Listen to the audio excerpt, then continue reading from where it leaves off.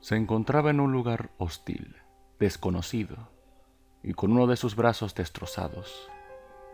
Moverse era agónico. Cada paso que daba agitaba sus huesos triturados, llevándolo a dolores insoportables. Debía de retar su extremidad, pero en aquel calabozo era complejo conseguir hasta el más primitivo de los vendajes. El tiempo se agotaba. Si continuaba prolongando su escape, se arriesgaba a padecer de alguna infección.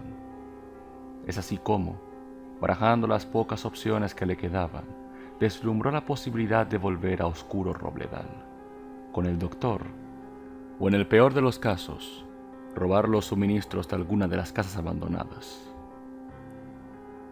Pensó por unos minutos en aquellos escenarios funestos, hasta que el ardor de su pierna empezó a llamarlo. Dirigió su mirada a ésta, horrorizado por la imagen que ésta le brindaba. No eran cortes al azar. Podía ver líneas uniformes, patrones y unos cuantos círculos.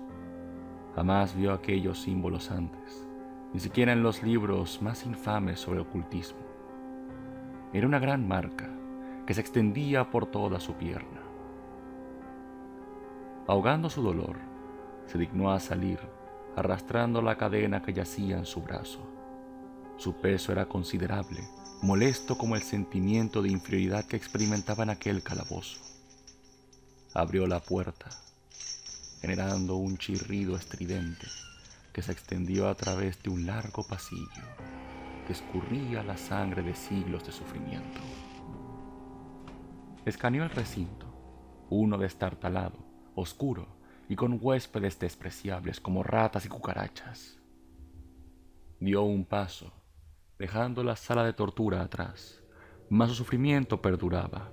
Su pierna ardía, pero no se comparaba a la quemazón que el miedo ejecutaba en su corazón. Caminó un poco, perdiéndose en las sombras y las tenues luces de velas casi consumadas. No obstante, murmullos y susurros lo obligaron a detenerse a meditar. Había una forma de vida más inteligente allí, una mujer cubierta con trapos que intentaban formar una primitiva túnica. Estaba sentada al otro extremo del pasillo, hablando sola y con su mirada perdida. Portaba grabados similares en su pierna, con el pie vendado. Del otro lado del pasillo, atrás de Damián, solo habían puertas que llevaban a más habitaciones crípticas, en donde peligros desconocidos lo esperaban. Podía probar suerte y retroceder, o cobrarse otra víctima, rompiendo de nuevo su pacto pacifista.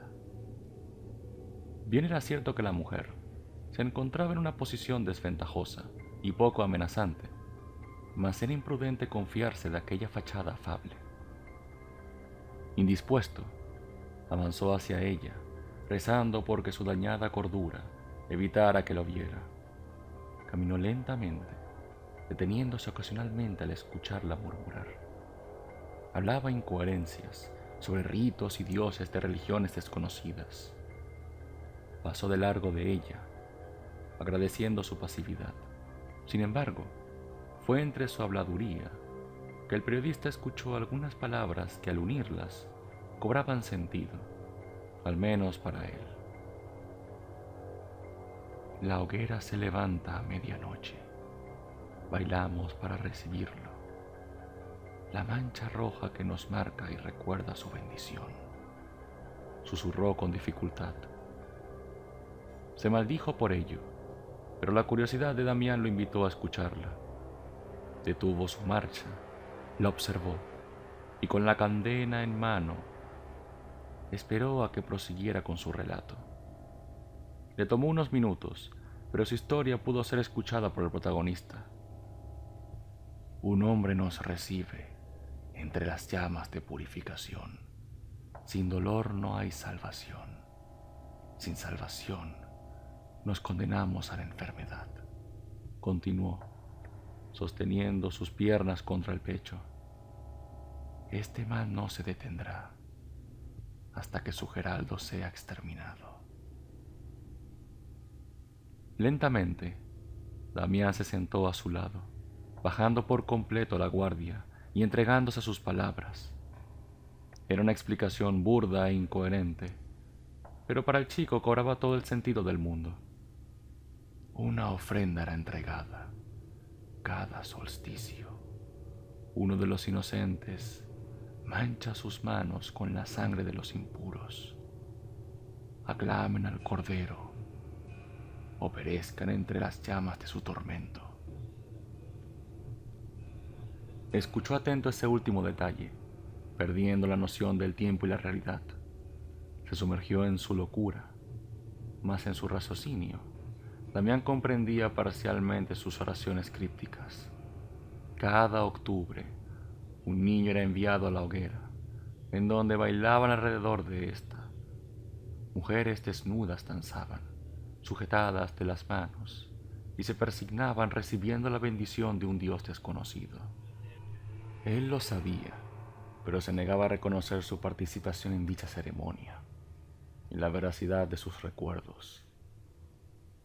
Debía de ser una histeria colectiva, una alucinación y una remembranza sin sentido que lo atormentaba, como los nuevos dioses reclamaban la prosa de Howard Phillips Lovecraft. Era entonces un mito, una leyenda que su cerebro se encargó de formar. Atormentado e intrigado, Damián dejó que terminara la historia, observándola como un curioso espécimen. La mujer, por su parte, no contestó a dichas miradas, por más que sus rostros se encontraran a centímetros de proximidad. Volvió a hablar, esta vez con más ápice de detalle y hasta cordura. La bestia debe ser erradicada o esta maldición seguirá hasta que la luna abandone el cuerpo de los poseídos. La visión de la luna se está cumpliendo. Miramos el mundo a través de su perversa visión, pero no somos capaces de asimilarlo, explicó, volteando lentamente a encarar a su oyente. Contrario a lo que creía, Damián había sido percibido por la misteriosa mujer, quien lo miraba fijamente. En consecuencia, el periodista dio un pequeño sobresalto, pero prefirió esperar antes de juzgarla por su enfermizo aspecto. Ahora se miraban frente a frente. El chico pudo ver la enfermedad en su piel, extendida hasta su cuello y rostro. Estaba infectada, pero aquello poco le importó, pues descifrar la verdad, aunque fuese incoherente, le valía más que salvaguardar su salud. La invitó a continuar, relajando los tensados músculos de su rostro. El mundo caerá bajo la vista de la luna. Miraremos este universo a través de sus ojos. Debes asesinar a su autor, o sus pesadillas se esparcirán, como su enfermedad desoló este pueblo. ¿Dónde se encuentra su Mesías?, preguntó Damián instintivamente. La contestación jamás llegó, perdiéndose entre el silencio del pasillo. Inexpresiva, la mujer volteó de nuevo a la nada y como una mera radio repitió la misma historia, ignorando por completo al periodista. Fue entonces que, abandonando aquella contemplación, el protagonista intentó reconfortarse, asignando sus recuerdos y reacción ante la historia a un mero episodio de psicosis. Estaban locos, lo sabía, por lo que no podía creer todo lo que relataban. El hombre de la máscara de pájaro, el anciano, incluso, ¿por qué no?, los mismos militares debían de haber sucumbido a la desesperación de la pandemia.